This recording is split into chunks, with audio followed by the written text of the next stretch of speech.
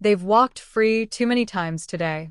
These corrupt cops march into the courtroom, heads high, convinced they'll outsmart the system yet again. But what they don't realize, a woman they've ignored for months has been tracking their every step. And now, she's about to drop a truth bomb that will shatter their world. When the evidence comes to light, will justice finally be served? Or will the corrupt find yet another way to slip through the cracks once more? What do you think? Will these officers finally face the consequences, or will they escape yet again? Drop your thoughts in the comments below.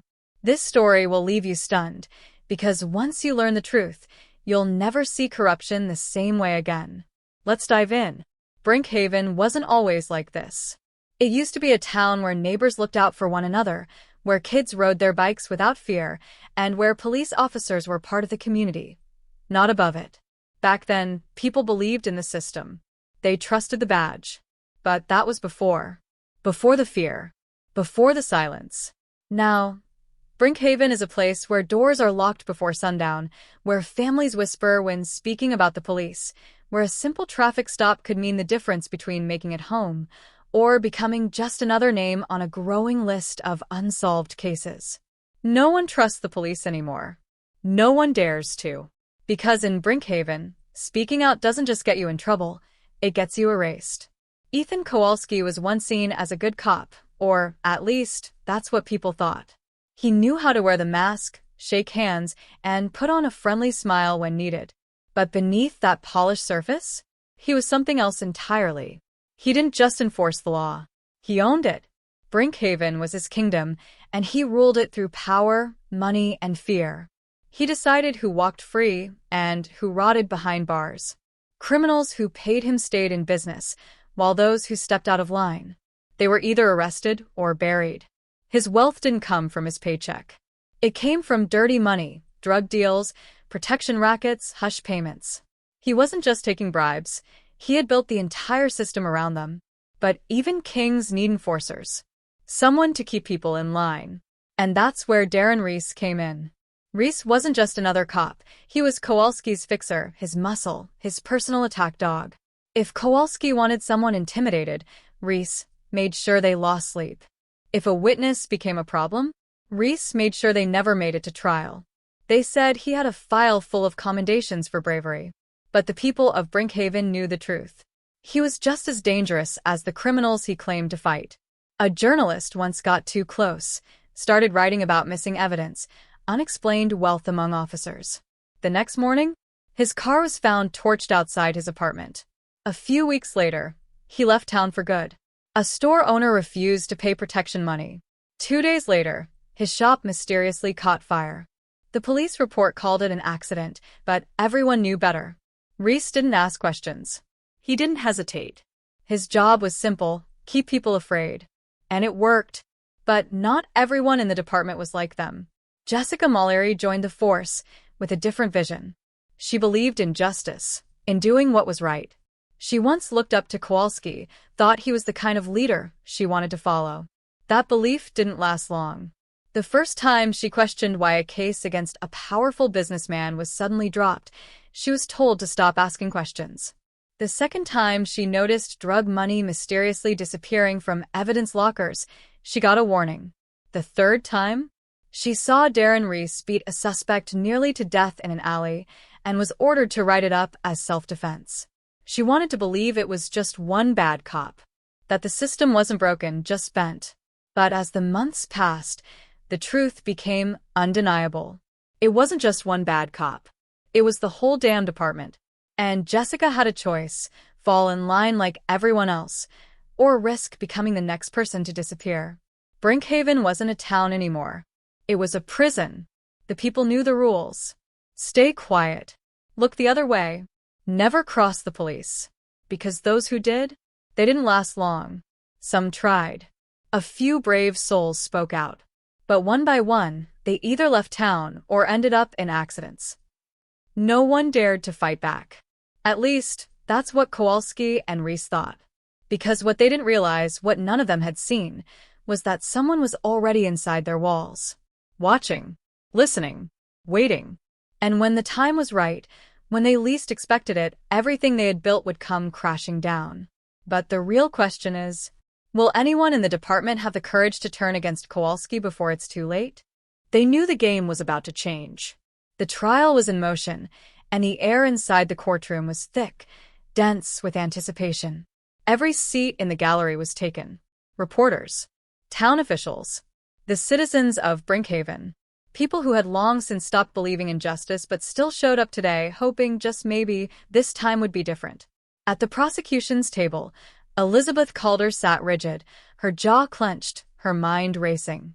She had expected Kowalski to be arrogant, to sit there smirking, fully aware that the system had always been rigged in his favor.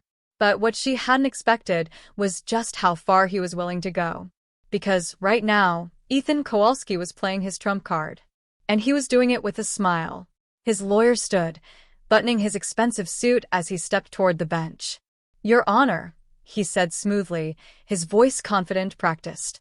"The defense would like to submit new evidence that proves my client's innocence beyond a shadow of a doubt."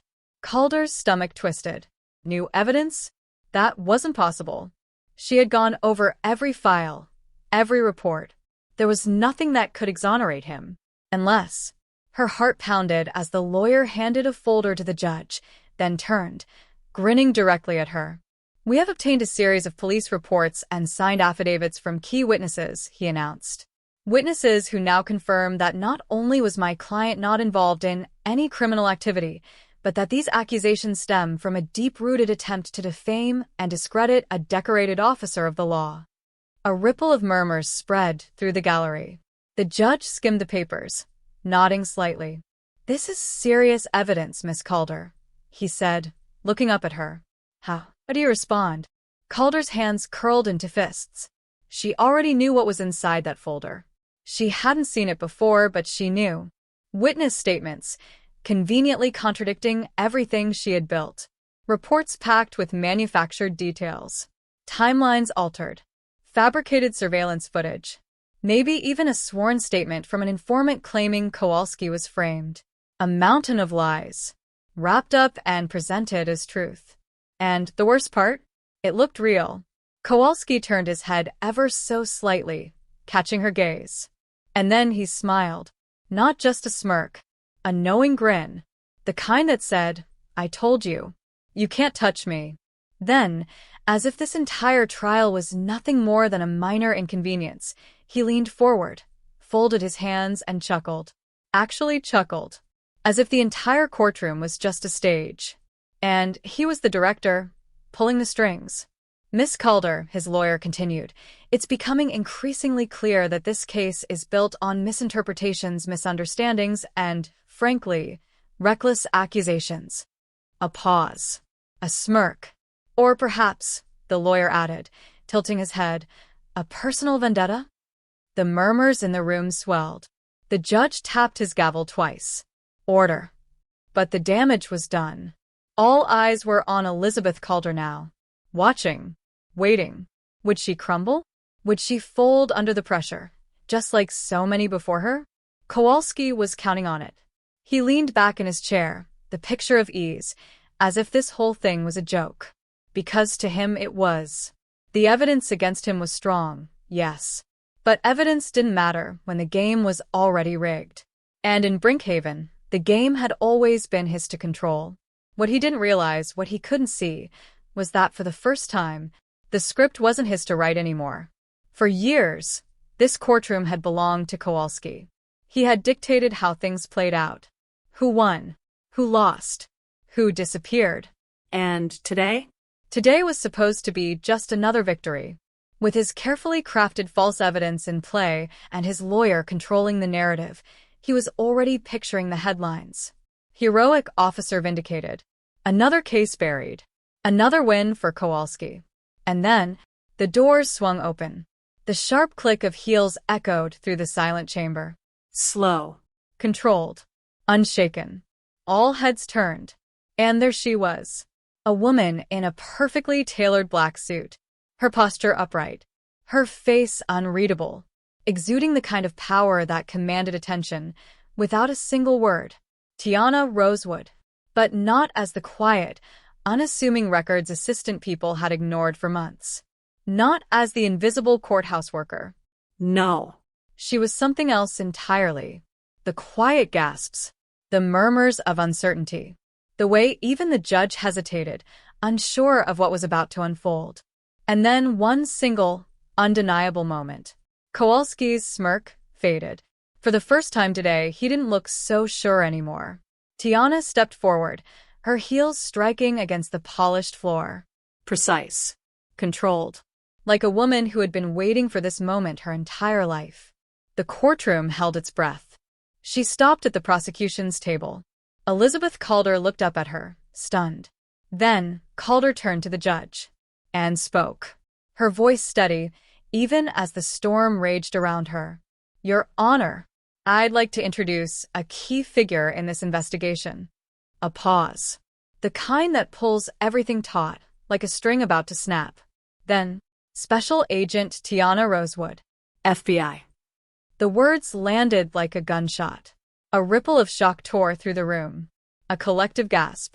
But the only reaction that mattered, the only one Tiana had been waiting for, was Kowalski's. His fingers twitched against the table. A muscle in his jaw tightened. For a split second, just a second, his mask slipped. The air shifted. Because he knew. This wasn't a formality anymore. This wasn't his game. This was something else.